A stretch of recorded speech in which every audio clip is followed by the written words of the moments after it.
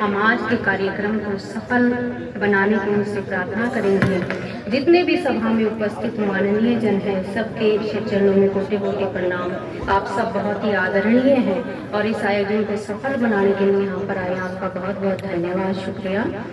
जिस महान आत्मा के 16वीं पुण्यतिथि के उपलक्ष्य में कार्यक्रम हमने समायोजित किया है, उनके बारे में जितना भी कहा जाए वो कम है। और उनके व्यक्तित्व की इतनी विशालता है कि उनको शब्दों में बांधना शायद संभव भी नहीं है। ये काव्य करना, मैं हमेशा कहती हूँ, कोई सरल कार्य नहीं है। कोई लाखों में एक ही कोई कवि हृदय होता है, और जो कवि हृदय होता है उस पर माँ सरस्वती की कृपा अपार होती है। काम सिंह जी भी हमारे बीच में इसी धरा पर ऐसे कवि हुए हैं जिन्होंने ना सिर्फ कवि, ना सिर्फ पंडित, ना सिर्फ ब्राह्मण, बल्कि ऐसे व्यक्ति होने का दायित्व पूरा किया है जो समाज में आया है तो जाते हुए उसको कुछ नहीं बहुत कुछ दे के भी जा रहा है। हमारे इसी कार्यक्रम के बारे में विस्तार से बताते हुए मैं आपको बता दूं कि ये जो कवि सम्मेलन हम कर रहे हैं उन्हीं की याद में कर रहे हैं, क्योंकि वो जितने अच्छे ब्राह्मण कर्म में थे उतने ही अच्छे कवि कौशल में भी थे।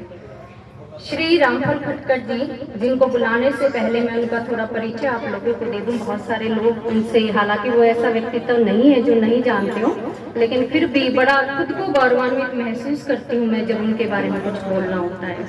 कहते हैं ना कि राम का नाम लेने से खुद ही व्यक्ति का कद ऊंचा हो जाता है, और राम का नाम भी ऐसा जो फल देने वाला हो तो क्या कहना है। श्री रामफल खटकर जी सेवानिवृत्त हिंदी प्राध्यापक हैं, अनेक ग्रंथों पर समीक्षा कर चुके हैं, समीक्षात्मक लेख लिख चुके हैं, असंख्य नवोदित लेखकों की पुस्तकों के संपादन में सहयोग देते हैं। हमारे में से कोई भी लेखक अगर कभी भी कहता है गुरुजी मुझे आपकी सहायता चाहिए, तो हमेशा तैयार रहते हैं। आगे बढ़ाने में, हमें हिंदी साहित्य को सुअलंकृत करने में समय समय पर अपना योगदान इन्होंने दिया है। इनका काव्य संग्रह जीवन पथ काव्य सौंदर्य का अनुपम उदाहरण है। इनके द्वारा रचित खंड काव्य पन्नाध्याय का महाबलिदान, वीरांगना दुर्गा देवी, विहरा का मौन बलिदान, सतनामी साधु का शांति युग प्रकाशित हो चुके हैं।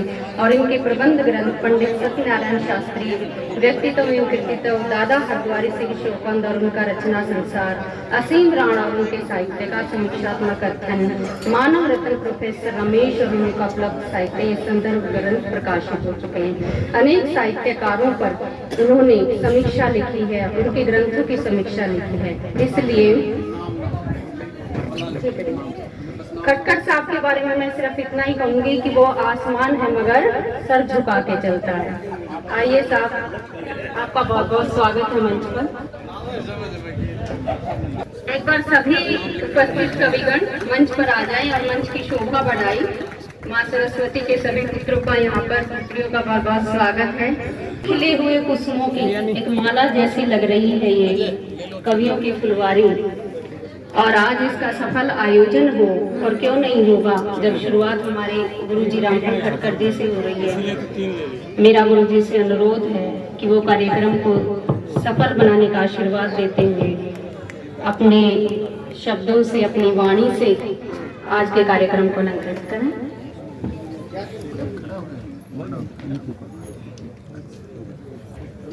इस भव्य और दिव्य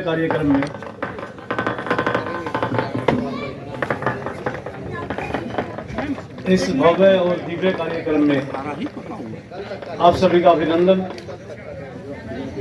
ये सौभाग्य बहुत कम व्यक्तियों को प्राप्त होता है जो अपने पिता के विचारों को लोगों तक संप्रेषित करने का उत्तरदायित्व निभाते हैं। रामनिवास शर्मा जी वास्तव में इसके लिए बधाई के पात्र हैं। उन्होंने अपने पिताजी के कर्म कौशल से कमाई हुई संपत्ति का ही उपभोग नहीं किया है, बल्कि विचार और अध्यात्म से संप्रेषित किए हुए भाव को भी लोगों तक पहुंचाने के उत्तरदायित्व को निभाया है। ऐसे व्यक्ति बहुत कम पैदा होते हैं इस दुनिया में जो अपने पिता के विचारों को जिंदा रखने के लिए कृत संकल्प होकर के ऐसे कार्यक्रमों का आयोजन करते हैं। जो जिस व्यक्ति का आज 16वीं पुण्यतिथि मना रहे हैं वो कर्म योगी भी थे और वो तपस्वी भी थे, वो ऋषि थे। ऋषि जैसा जीवन जी करके गए हैं, क्योंकि ऋषि केवल आध्यात्मिक चिंतन ही नहीं करते हैं, वो अपने आश्रमों में कर्म भी करते थे, कर्म कौशल भी उनका कार्य होता था। लेकिन समाज के लिए जो कुछ वो दे करके गए हैं, उसी की प्रतिछाया हमारे साहित्य में आज दिखाई देती है। लोक काव्य पर ही सारी रचनाएं टिकी हुई थी। जितना भी हमारा प्रतिष्ठित भाषा का साहित्य है, वो सारे का सारा लोक साहित्य पर टिका हुआ साहित्य है। और ऐसे व्यक्ति जिन्होंने अपनी कविताओं के माध्यम से, अपने साहित्य के माध्यम से लोक भाषा को समृद्ध करने का प्रयास किया है। संसार की जितनी भी प्रतिष्ठित भाषाएं हैं, उनके महाकाव्य भी लोक कवियों की वाणी से पोषित हुए हैं। उनके श्री चरणों में मैं नमन करते हुए अपनी कविता जो उनकी काव्य कुसुम में प्रकाशित है, उसी के भाव हमारी रचनाओं में भी है, उसी से पोषित है हमारी रचनाएं। वो कविता में पिंगल का होना जरूरी मानते थे। मैं भी इसी भाव को पुष्ट करता हूँ कि शिल्प का विधान काया काया बिना कामनी कविता कैसे सजेगी। पिंगल के ज्ञान के बिना हरियाणवी कविता नहीं लिखी जा सकती। आदरणीय काम सिंह जी कहते थे कि पिंगल के ज्ञान के बिना हरियाणवी रचना, काव्य की रचना नहीं हो सकती। ये सत्य है और इसी को हमारी प्रतिष्ठित भाषा के कवि भी पोषित करते हैं। मैं भी इसका समर्थन करते हुए कहता हूँ कि शिल्प का विधान काया काया बिना कामनी कविता कैसे सजेगी। शब्द अर्थ मोह माया माया बिना दामनी कविता कैसे सजेगी। रस भीम प्रतीक विधान यति गति लय ताल और छंदों का ज्ञान ही तो है। सुरमय राग छाया छाया बिना रागनी कविता कैसे सजेगी। औद्योगिक और शहरीकरण के कारण जो शहरों में अव्यवस्था हो रही है, उनकी रचनाओं में इसके दर्शन होते हैं। हम भी उसी से अनुप्राणित होकर के लिख पा रहे हैं। और लिखा है कि शहर बने गहरे जंगल है, जरा संभल कर चलना। हर चौराहे पर जंगल है, जरा संभल कर चलना। हर जंगल में तेल चिपड़ कर बैठे नंग धड़ंग है। गोलू मोलू धोलू मंगल है, जरा संभल कर चलना। ये शहरीकरण के कारण, ये ऐसे व्यक्तियों के कारण जिन्होंने समाज में अव्यवस्था बनाने का काम किया है। इनकी रचनाओं में उसके ऊपर आडंबर पर भी, आडंबर के दिखावे पर भी इनकी रचनाओं में बहुत कुछ किया गया। उसी से अनुप्राणित है हमारी सारी रचनाएं। रफ्ता रफ्ता जिंदगी का दर्पण मैला हो गया। बंधे हुए हर आदमी का चिंतन मैला हो गया। बंदिशों में बंदगी को बद से बदतर कर दिया। बंदिशों में आत्मा का अर्पण मैला हो गया। कविता के बारे में वो कहते थे कि कविता आदमी के अंतःस्थल से निकली हुई ऐसी रचना है जो जिसमें संवेदना का पुट होता है। उसी से अनुप्राणित है प्रतिष्ठित भाषा हिंदी की कविताएं भी। देखिएगा, है भावना के थाल में जब चेतना के दीप जलते, संवेदना की गोद में अनुभूतियों के राग बलते, दर्द दुनिया का सहलाने की कला तो सीख लेते, तभी जन्म लेती कविता और मधुरतम गीत बनते। उनकी इच्छा थी कि राष्ट्र के लिए काम करें हम। राष्ट्र की भावना, राष्ट्रीय भाव, राष्ट्रीय चिंतन, देशभक्ति की भावना उनकी कविताओं में हमेशा रहती थी। वो बोधित करते हुए कहते थे, और वैसे ही भाव हमारी रचनाओं में भी है। जो जम गया है खून उसको आप उबालो साथियों, है डगमगाती देश की नैया संभालो साथियों।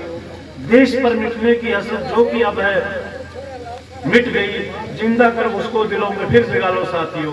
वो कहते थे, आरज़ू है भारती के मैं उतारूं भारती, भारती उबारती और भारती ही तारती, भारती की वंदना और भारती की अर्चना, आरती को भारती ही शरण में धारती। सह लेता है आदमी।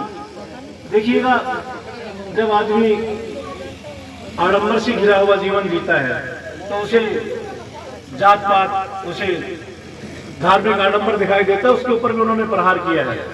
सह लेता है आदमी सीने पे शर प्रहार को, सर कलम करने वाली तलवार के भी वार को, पर हर तरह से मार कर निज आत्मा को कब तक ढोता रहेगा आदमी मृत आत्मा के भार को। सच्ची बातें सुनने वाले बहुत कम इस दुनिया में, सुन भी ले तो भूलने वाले बहुत कम इस दुनिया में। कितनी ही तू कह ले खटखड़ असर नहीं तेरी बातों का, सही राय को चुनने वाले बहुत कम इस दुनिया में। जय हिंद, जय भारती, जय भारत। बहुत बहुत धन्यवाद गुरुजी, इन अद्भुत रचनाओं के लिए जिनसे हमें इतनी प्रेरणा मिली है। सच्ची मगर कड़वी बात, दिल पे लगे तो बात बन जाए।